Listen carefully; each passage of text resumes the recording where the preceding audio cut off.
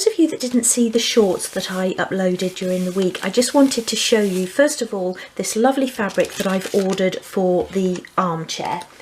And this came from the Doll's House Draper in her Etsy shop, and thank you so much to My Little Bits at Elaine Lawson for finding this for me. So it's not exactly the same as the one that I had previously used for the cushions and that I wanted to use for the chair, but the pattern is almost the same, and I really love the colours as well.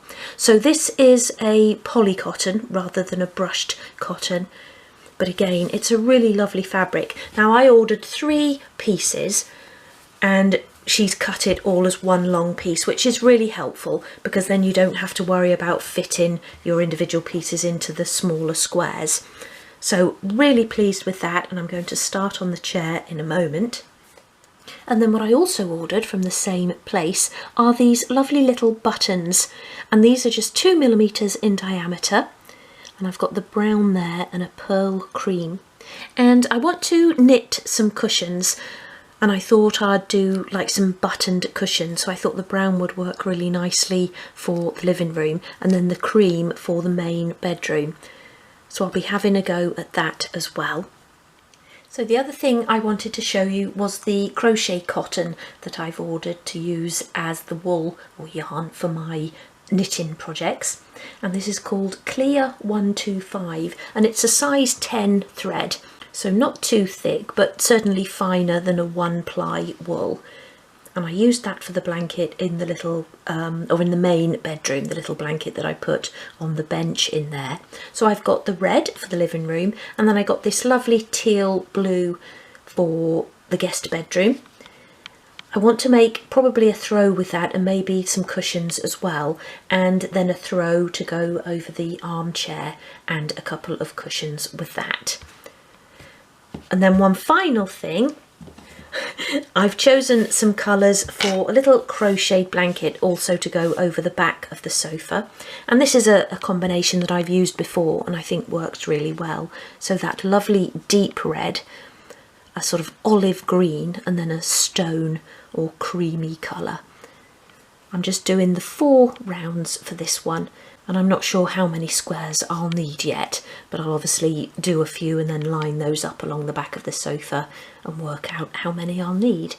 For that, I'm using a 0.5mm hook or a number 22, and I'll use that to crochet the squares and to crochet them together.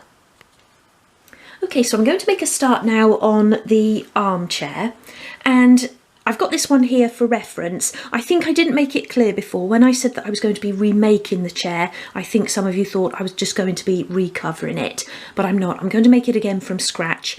I really like this one, so I want to keep that one, but I've just got it sitting there for reference, really. This isn't going to be a full tutorial, as I've actually already done a 2-part tutorial over on my Patreon channel, and I've got it open here because I will actually just be refreshing my memory. Once I've cut the pieces, I'll pop in and out of my own tutorial just so I can remember how I actually did it.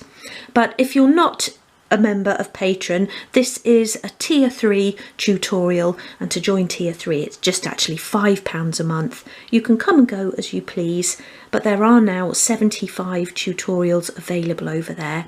I'll be sharing number 76 in October, so as soon as you join you unlock all of those. So a bit of a shameless plug there, but just to show you that I do occasionally dip back into my old tutorials as well, like I say, just to refresh my memory. And I'm also using the cutting list on there as well.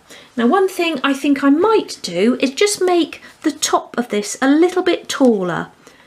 I really like this sort of more compact look, but I think when it's actually sitting in there next to the chimney breast, I just thought it might look nice a tiny bit taller. So I'll just sort of resize these back panels and then these side pieces to match. So I'll pop that over there so I don't get it dusty, and then just start cutting the pieces. So as you know by now, when I begin cutting, I always just start by squaring off my sheet of wood. And I do that by laying it along a line on my cutting mat. So this edge now is straight with the line, and then I go along a line along the top there and just cut that off square. And, you know, I always say it, but even wood that you do get direct from your supplier can sometimes be off. So it's always a good idea to check that you're starting with a square piece. Otherwise, you'll have problems right from the start. Okay, so I just noticed there as well, as I made that first cut, that the blade was catching on the wood a little bit. So that always means that you need to put a new blade in, which I've just done.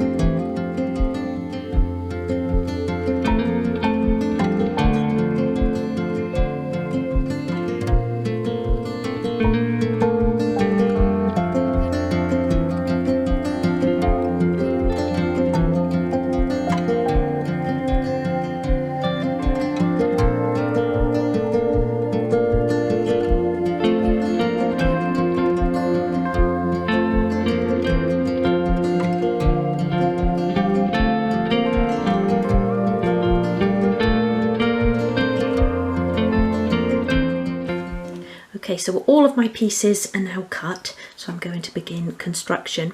And how it works is that each section is constructed, then the fabric is added, and then it's all sort of put together, and then the sort of final details added. So I'll begin construction now, and then I'll sort of pop in and out to let you know how I'm getting on. Okay, so all of my sections are now complete, and I'm now ready to begin upholstering the chair.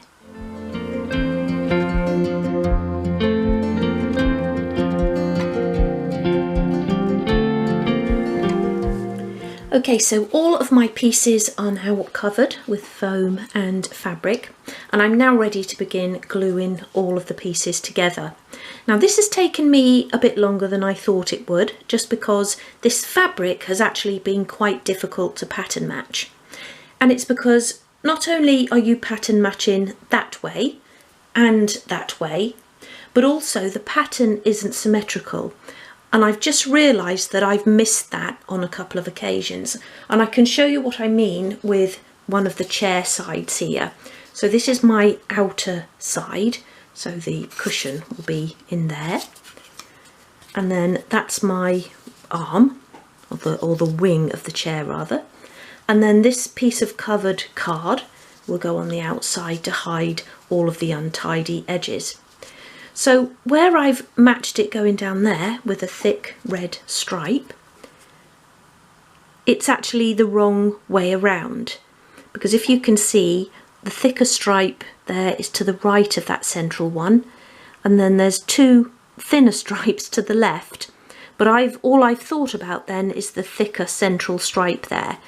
So that doesn't actually line up, although from a distance I don't think you're going to be able to tell. But then when we come to this top part up here, I was lining up, if you can see in there, I was going by that red stripe there, but then the rest of it is actually out. So my cream is next to my red and vice versa above.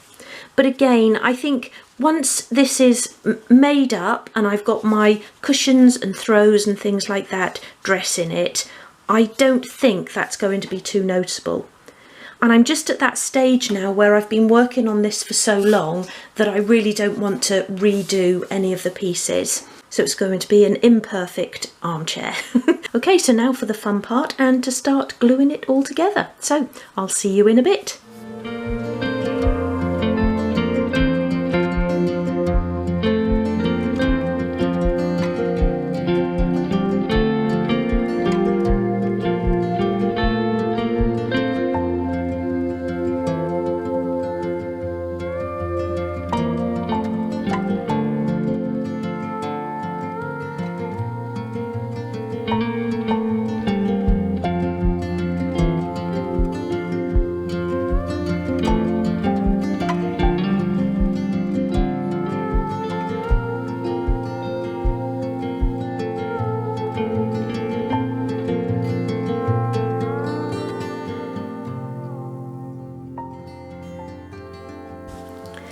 Okay, so my chair is built up now, so I'm going to start adding the finishing touches.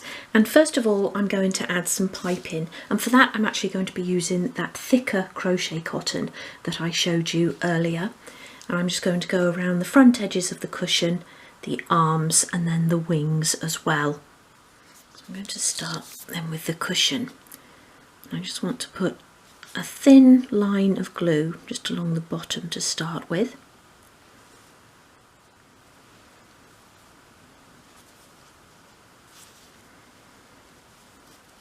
I'm using my Gorilla Wood glue, as I have done for all of the fabric, which I find works really well with fabrics. And it dries clear as well, so if you've got sort of any around the edges, then it will dry.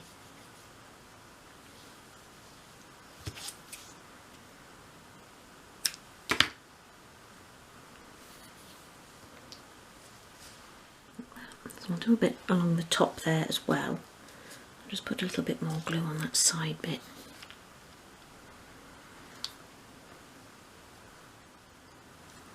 And this is the good thing about having a checked or a striped fabric, is you can follow the lines in the pattern. Helps keep everything straight.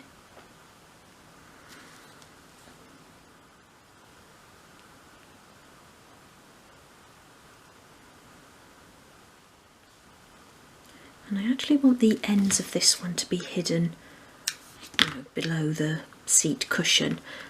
With my original chair, I did go all the way around the cushion, but this time I'm just going to go around the front edges like that. So I'll let that dry and then try that into place, and then just work my way around the other parts of the chair. So with this, I just want to go right sort of along the join between the card and the actual chair arm. And this really sort of tidies everything up.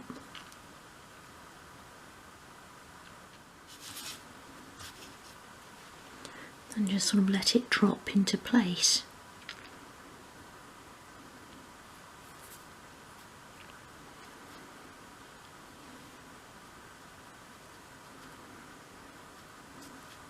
Making sure you're not pulling so tightly that it's lifting up anywhere, but so that you are actually feeding it into all of the gaps, I suppose.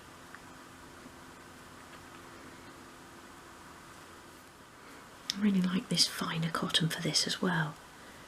Just a little bit finer than the braid that you buy. Okay, so I'm going to stick the ends down underneath, and they'll be covered with the card that I cover the bottom with to tidy all of that up.